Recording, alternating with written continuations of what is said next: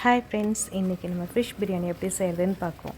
First எண்ணெய், நெய், வெங்காயம், பச்சை மிளகா, மல்லித்தழை, புதினா எல்லாம் போட்டு நல்லா ஃப்ரை பண்ணிக்கிட்டேன். அப்புறம் இஞ்சி பூண்டு பேஸ்ட்டு கொஞ்சம், அப்புறம் போட்டு நல்லா கிளறி விட்டுறணும்.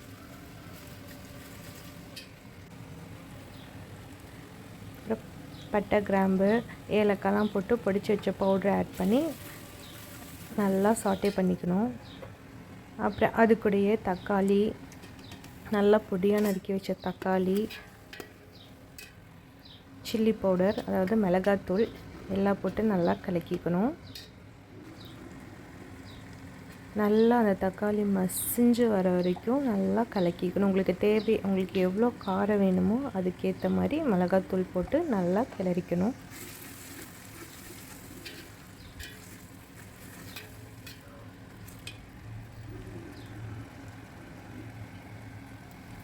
அப்புறம் கொஞ்சம் உப்பு போட்டு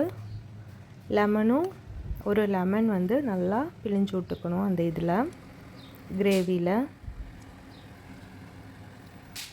அப்புறம் நம்ம நல்லா மீனை பொரித்து வச்சுருக்கேன். அந்த ஃபிஷ்ஷஸ்லாம் எடுத்து அதில் போட்டு மேலாப்பில் போட்டு கிண்டி விடாமல், கிண்டினா மீனில் உடஞ்சிரும்.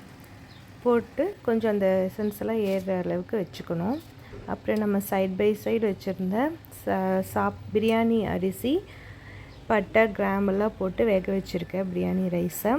அதை போட்டு நல்லா கவர் பண்ணிக்கணும். மேலே கொஞ்சம் கிரேவி நான் தனியாக எடுத்து வச்சுருந்தேன், அதையும் மேலே ஊற்றி, அப்புறம் மல்லித்தழை, புதினா, ஒரு பாலில் மஞ்சத்தூள் கலக்கி கொஞ்சம் அதுவும் மேலே போட்டுட்டு மறுபடியும் அந்த கிரேவி ஊற்றி மீன் துண்டெல்லாம் நல்லா அடுக்கி வச்சுட்டு தம்மு கொட்டினா ரொம்ப டேஸ்டியான ஃபிஷ் பிரியாணி ரெடி.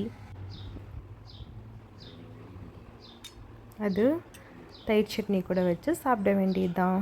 ஓகே, அடுத்த வீடியோவில் பார்க்கலாம். பாய்.